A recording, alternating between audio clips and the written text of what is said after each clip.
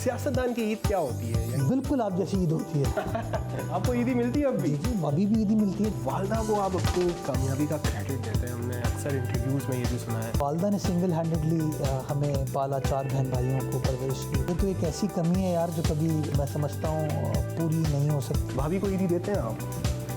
ले लेती है वो। अस्सलाम वालेकुम नाजरीन, मीठी ईद का दिन है और ये बड़ा अहम त्यौहार है क्योंकि पूरा महीना इबादत की जाती है और रमज़ान मुबारक वैसे भी मुसलमानों के लिए बहुत अहम त्यौहार होता है और इसके बाद ईद के दिन को इनाम का दिन भी कहा जाता है।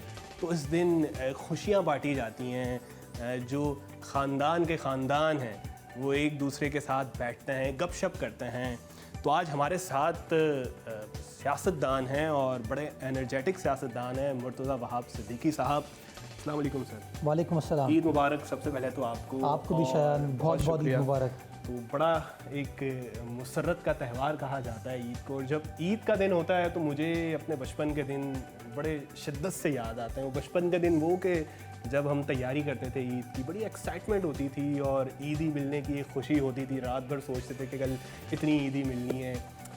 बचपन के दिन, ईद के दिन बड़े याद आते हैं। तो आप पहले ईदी लेते थे, अब आप देते हैं। तो अपने ज़रा बताएं बचपन की ईद को, आज उसको याद कर लेते हैं। आई थिंक शायद बचपन की ख़ास बात ये है कि हमेशा बचपन याद आता है और गुज़रा हुआ ज़माना याद आता है। तो मेरा भी उसी तरह हर बच्चे की तरह जैसी ईद गुज़रती है, अच्छा बचपन गुज़रता है, वैसा गुज़रा। दादा नाना नानी के साए में गुज़रा। वालदैन के साथ हम लोग एक छोटे से मोहल्ले में रहते थे। दादा हमारे साथ रहते थे और नाना नानी मामू का घर बिल्कुल हमारे पीछे था। तो उनके कॉन्स्टेंटली नाना नानी मामू खालाओं के साथ, दादा वालदैन के साथ गुज़रा।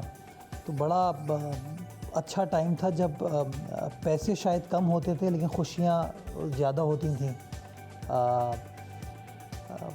एहतमाम के साथ नमाज़ पढ़ने जाते थे। उसके बाद घर आए, सीधा दादा के पास गए, उनसे ईदी ली, वालदैन से ली, फिर नाना नानी के पास गए और ईदी ली। तो एक उसकी एक्साइटमेंट ही और होती थी। और अब तो वो प्लास्टिक मनी का ज़माना आ गया ना। अब तो उस ज़माने में if you recall, I am sure आपका भी उसी एज ग्रुप के हैं, वो कड़क कड़क नोट मिलते थे। वो उस ज़माने में वो 2 रुपए के कड़क नोट, 5 रुपए के कड़क नोट, 10 रुपए के कड़क नोट, जो वक्त तब्दील होता गया वो 2 रुपए, 5 रुपए, 10 रुपए, 50 रुपए, 100 रुपए इस तरह बढ़ते गए। बट उसकी एक्साइटमेंट ही एक और होती थी कि 30 रोज़ ख़त्म होने में सबसे ज़्यादा एक्साइटमेंट ये थी कि बस अभी ईद की नमाज़ पढ़ी और सीधा जाएंगे और ईदी लेंगे। और बकरीद में एक्साइटमेंट नहीं होती थी, बिकॉज़ बकरीद में जब ईदी की डिमांड करते थे तो जवाब आता था भाई कि ईद उल अज़हा पे आपको गोश्त मिलता है, ईदी नहीं मिलती है। सियासतदान की ईद क्या होती है? यानी कि हम अपनी ईद को अगर देखें कि जो नौजवान है वो कहते हैं यार बोरिंग है ईद, सो के गुजारते हैं वो लोग। सियासतदान क्या करता है ईद के दिन? बिल्कुल आप जैसी ईद होती है। ये जो सोचते हैं ना कि कोई वज़ीर है, कोई मुशीर है, कोई फ़लाँ बड़े ओहदे पर है तो उसकी ईद मुख्तलिफ होगी, कोई डिफरेंस नहीं होता। हम भी उसी तरह जाके नमाज़ पढ़ते हैं, उसके बाद कब्रिस्तान जाते हैं, घर आते हैं। मैं नमाज़ पढ़ता हूँ अपने मामू के साथ और अपने भाई और कज़न्स के साथ। छोटा सा ख़ानदान है हमारा, इमीडिएट फैमिली जो है, सब साथ नमाज़ पढ़ के कब्रिस्तान से फिर यहीं घर आते हैं हम लोग। चूँकि मेरी वालदा का घर है तो सबके लिए वालदा सबसे बड़ी थी, तो आते हैं, नाश्ता यहाँ पर साथ करते हैं और उसके बाद फिर रिश्तेदार भी आना शुरू होते हैं और हम मुख्तलिफ़ रिश्तेदारों के पास जाते हैं। और अब एक्साइटमेंट वो मेरे बच्चों की ज़्यादा होती है, बिकॉज़ नाउ मैं रिसीविंग एंड पे नहीं हूँ, मैं गिविंग एंड पे हूँ। मेरे बच्चे आते हैं, पूछते हैं हाँ जी ईदी दीजिए, अब ईद मुबारक। वाह वाह वाह। अच्छा, बचपन में कितनी ईदी मिली और क्या करते थे? ईदी कहाँ खर्च करते थे? ईदी नाना नानी, दादा, वालदैन, कुछ क्लोज़ रिश्तेदार। उस ज़माने में महल्ले का भी बड़ा अच्छा कॉन्सेप्ट होता था। हम लोग जिस एरिया में रहते थे, पड़ोसियों के पास गए, वहाँ से भी आपको ईदी वगैरह मिली। तो ईदी मिलती थी, उसमें कुछ हम आइसक्रीम खा ली, कुछ कोल्ड ड्रिंक पी ली। कुछ बड़े हुए तो कुछ पैसे अपने पास रखे और रेस्टोरेंट पे जाके खाना वगैरह खा लिया।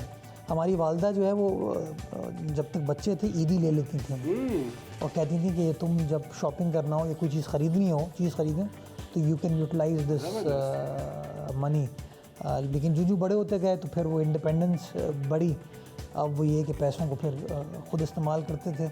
अभी भी ईदी मिलती है। जो मेरे बड़े हैं, मेरे मामू शौक़ से मुझे ईदी देते हैं। इनफैक्ट मुझे दिन की पहली ईदी आज जो है वो मेरे मामू से मिली। आपको ईदी मिलती है अब भी? जी, मेरे मामू मेरे बड़े हैं, खाला मेरी ईदी देती हैं, मेरी सास ससुर मुझे ईदी देते हैं। तो 4-5 जगहों से मुझे भी ईदी। क्या बात है, आप तो बड़े लकी हैं। वरना लोग ये शिकवा करते हैं कि यार बच्चों को ईदी देनी पड़ती है, मिलती नहीं है। तो सबसे ज़्यादा ईदी आपको क्या उस वक्त लगता था कि कौन देगा आपको? आपको जो एक्साइटमेंट होती थी कि यार यहाँ से मुझे ईदी सबसे ज़्यादा मिलनी है।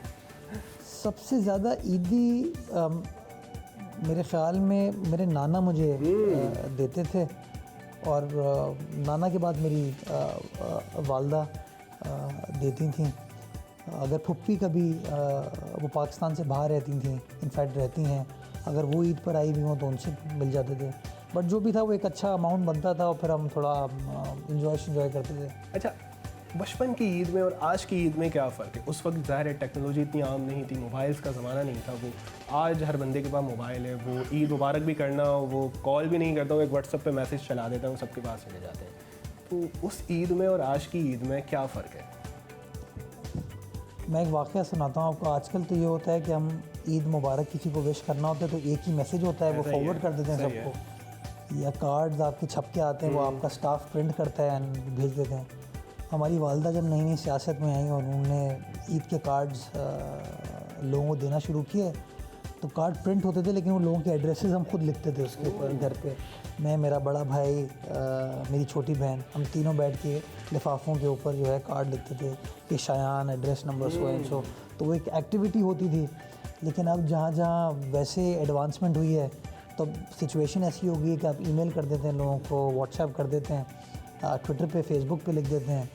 तो ज़िंदगी आसान हो गई। अब ये वो वाली चीज़ें नहीं हैं जो उस ज़माने में होती थी। ईद के दिन ज़ाहिर है वालिदैन की कमी तो महसूस होती होगी, जिस तरह भी आपने तस्करा किया। वालदा को आप अपनी कामयाबी का क्रेडिट देते हैं। हमने अक्सर इंटरव्यूज़ में ये भी सुना है वालिदैन ईद पर नहीं होते। क्या मेमोरीज़, बचपन की तैयारियाँ, क्योंकि हमें याद है हमारी वालिदैन हाथ पकड़ के ले जाते थे, ये लेना है, ये लेना है। हम ज़िद करते थे कि नहीं ये हमें सूट चाहिए। कुछ ऐसी मेमोरीज़ जो वालिदैन के साथ आपकी रही हो, स्पेशली वालदा के साथ, क्योंकि आप बड़े अटैचमेंट आपकी रही? वालिद साहब, मैं 9 साल का था जब वालिद साहब की डेथ हुई। तो वालिद साहब के साथ की इतनी याद मेरी नहीं है ईद से रिलेटेड। हाँ, ईद की नमाज़ हमने साथ पढ़ ली, बट वालदा ने सिंगल हैंडेडली हमें पाला, 4 बहन भाइयों को परवरिश की। तो वालदा का वैसे ही एक बड़ा कलीदी किरदार होता है आपकी ज़िंदगी में, लेकिन जब वालदा और वालिद दोनों का किरदार वो अदा कर रही हों तो she was like a friend, जिस तरह गाइड करती थी हर चीज़ पे। तो शॉपिंग भी कराती थी, डांट डपट भी करती थी, वो आँखें घूरती भी थी, प्यार भी करती थी, गाइड करती थी। तो ये तो एक ऐसी कमी है यार जो कभी मैं समझता हूँ पूरी नहीं हो सकती। और मैं आज ईद के तवज्जुह से आपके तमाम देखने वालों को, सुनने वालों को ये ज़रूर कहना चाहूँगा कि अपने वालिदैन की इज़्ज़त करें, प्यार करें, ज़बरदस्त उनको झप्पियाँ दिया करें, उनके पैरों को चूमें।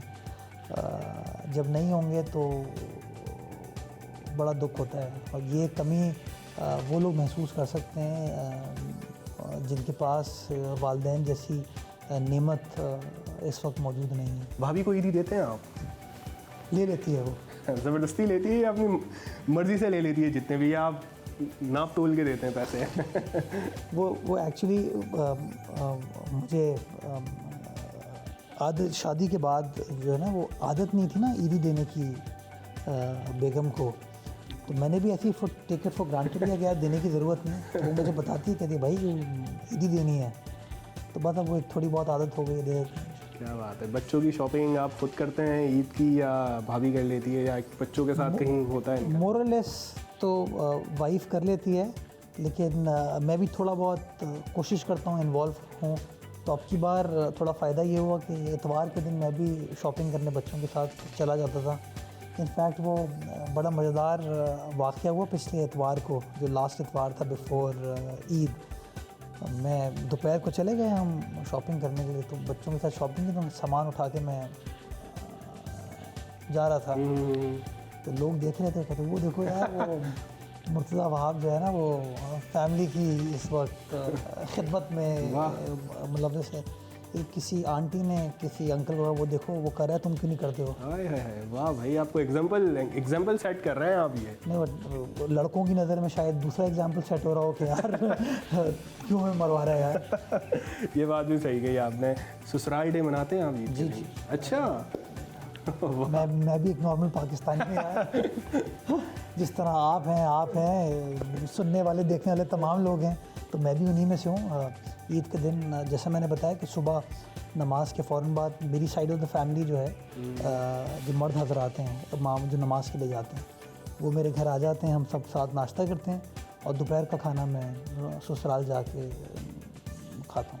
ज़बरदस्त। आप भी उन लोगों में से ही हैं जो समझते हैं कि ईद के दिन शीर खुरमा या कुछ मीठा नहीं खाया तो फिर ईद फीकी फीकी सी लगती है, या कुछ फरमाइश करते हैं कि ये बना लें ईद के दिन, कुछ ऐसा खा लेते हैं, कुछ वैसा खा लेते हैं, ऐसा है कुछ? यार मैं कभी भी शीर खुरमा वैसे मुझे पसंद नहीं हुआ, I never been a fan of sheer khurma, लेकिन अब मुझे चूँकि शुगर हो गई है तो मैं मीठा खा नहीं पाता हूँ, तो मैं ईद पे मेरे लिए एक्साइटमेंट होती है, मैं वो लच्छेदार पराठे खाता हूँ जो कोयटा पठान होटल के होते हैं ना वो कड़क वाले, वो पराठे खाता हूँ, और वाइफ हमारी कुछ कीमा शीमा बनाती हैं सुबह एज ट्रेडिशन, और अंडे वगैरह खाते हैं भाइयों के साथ फैमिली के साथ बैठ के, तो वो इंजॉय करता हूँ। बहुत शुक्रिया मुर्तज़ा वहाब साहब, आपने हमें टाइम दिया। और ईद का त्यौहार है, खुशियों का त्यौहार है, एक दूसरे से मिलें, गिले शिकवे दूर करें और इस पुरमसरत जो ईद का त्यौहार है इसको एंजॉय करें।